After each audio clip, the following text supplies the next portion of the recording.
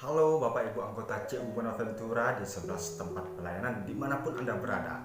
Di video kali ini saya akan memberikan cuplikan video tentang bagaimana cara mengisi formulir pengajuan pinjaman di CU Bonaventura. Dan di video part 1 ini saya akan memberikan video di mana kita akan mengisi bagian halaman depan utama, kemudian nanti di part 2 kita akan mengisi di bagian belakangnya.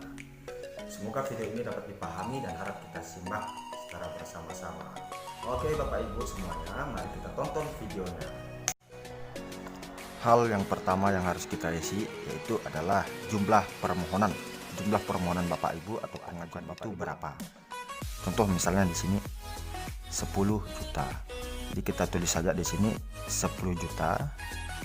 Kemudian setelah itu keperluannya. Jadi keperluannya ini untuk apa? Contoh di sini untuk biaya pendidikan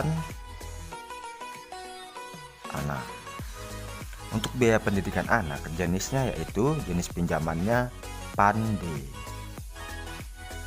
Setelah ini kemudian jangka waktu yang akan Bapak ajukan ini berapa, yang akan Ibu ajukan ini berapa. Silahkan Bapak Ibu tentukan jangka waktu pengambilannya. Kita ambil di sini selama 60 bulan. Kemudian permohonan pinjaman.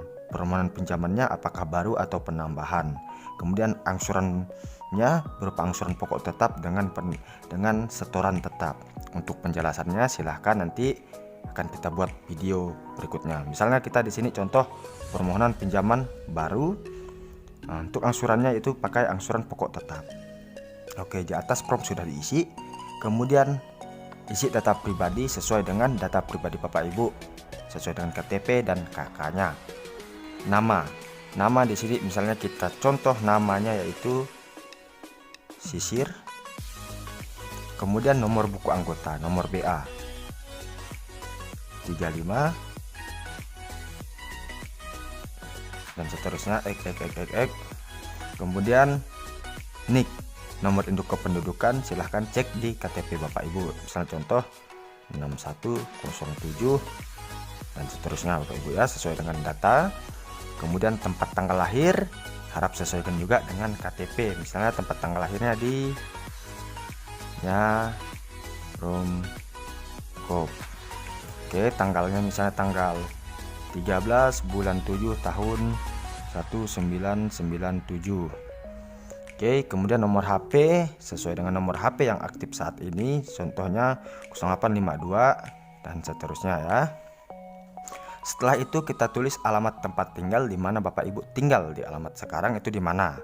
Harapannya sesuai dengan KTP ya. Misalnya di sini dusun apa, RT RW berapa, kemudian desanya apa atau kelurahan, kemudian kecamatan, kemudian kabupaten. Setelah ini diisi, kemudian lama tinggal di alamat sekarang. Sudah berapa tahun sih Bapak Ibu tinggal di alamat sekarang? Contohnya sudah 10 tahun. Kemudian status tempat tinggal. Status tempat tinggal ini apakah milik sendiri, milik keluarga atau sewa, kontrak. Contoh milik sendiri. Dan status pernikahan misalnya menikah. Karena di sini yang akan mengajukan ini adalah Sisir. Anggap saja Sisir ini adalah seorang perempuan yang sudah menikah, berarti istri ya.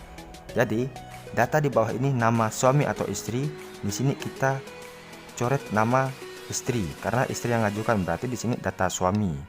Dan sebaliknya, nama suaminya siapa? Misalnya Gagang. Nama suaminya Gagang. Pekerjaan suaminya misalnya swasta. Kemudian penghasilan suaminya misalnya 5 juta. Tulis saja Bapak Ibu. Kemudian jumlah tanggungan. Jumlah tanggungan ini misalnya anak ada 3, yang sekolah 2 orang. Kemudian urutan usia tanggungan. Misalnya anak yang pertama itu usianya 20 tahun. Anak yang kedua usianya 14 tahun. Anak yang ketiga usianya 11 tahun. Kemudian di sini data pekerjaan pemohon, berarti yang akan mengajukan pinjaman. Data pekerjaannya ini misalnya nama kantor usaha. Dia ini kerja di kantor apa sih? Di mana sih? Di lembaga apa? Bisa ditulis. Dan ketika kita misalnya tidak bekerja di suatu lembaga, ini kosongkan saja Bapak Ibu. Misalnya contoh di sini nama kantornya kita tulis di PT Cabe. Oke, PT Cabe. Alamat kantornya di mana? Tulis saja alamat lengkapnya sesuai dengan data di mana Bapak Ibu bekerja, kemudian penghasilannya berapa. Misal penghasilannya 3 juta, tulis saja 3 juta Bapak Ibu. Kemudian jabatan sekarang apa, tulis sesuai dengan jabatan saat ini. Kemudian nama supervisornya siapa, kemudian tanggal mulai bekerjanya itu sejak tanggal, bulan, tahun berapa, silahkan Bapak Ibu isi.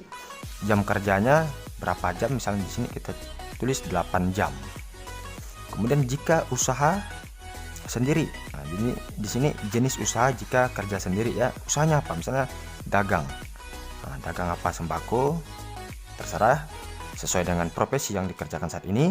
Kemudian tanggal berdirinya usaha tanggal berapa, misalnya 2010.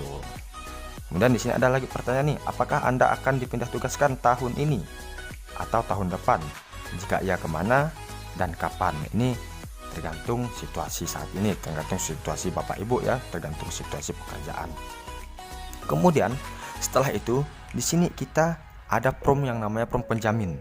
Penjamin ini di sini 3 orang dan wajib diisi ketika pinjaman misalnya di atas simpanan, dan tidak wajib diisi ketika pinjaman di bawah simpanan atau setara simpanan.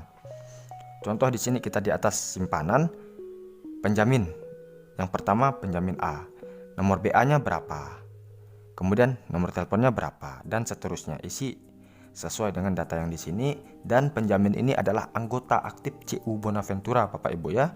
Setelah data diisi, kemudian tanda tangan. Penjamin 1, penjamin 2, penjamin 3 tanda tangan.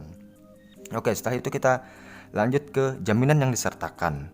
Jaminan utama milik Bapak Ibu adalah bukti kepemilikan dan simpanan sapala. Jadi di sini tulis saja nomor BA-nya berapa. Misalnya di sini tadi 35 dan seterusnya. Kemudian nominalnya berapa. Silahkan Bapak Ibu tulis sendiri sesuai dengan simpanan Bapak Ibu. Kemudian di sini simpanan di CU Bonaventura dan tempat lain. Contoh simpanan di CU Bonaventura misalnya 10 juta. Di sini simpanan Bapak Ibu 10 juta. Di mana? Di CU Bonaventura. Oke. Kemudian simpanan di tempat lain, entah di mana, entah di bank ataupun di CU lain, silahkan Bapak Ibu tulis. Kemudian data aset lain berupa kendaraan dan tanah. Contoh di sini tanah, misalnya tanah kebun ada berapa, kendaraan ada berapa, misalnya mobil berapa, motor berapa, silahkan Bapak Ibu tulis. Kemudian memiliki pinjaman, kreditur, nama dan alamat, awal sisa. Misalnya di sini di mana? Misalnya di CU Bonaventura. Awalnya 10 juta, sisanya 5 juta. Kemudian dan seterusnya, entahkah di bank, entahkah di CU lain, silahkan Bapak Ibu tulis sendiri. Kemudian di sini ada lagi jawaban di lain-lain, yaitu apakah Anda terkena masalah hukum? Jika ada, tulis ya, jika tidak, tulis tidak.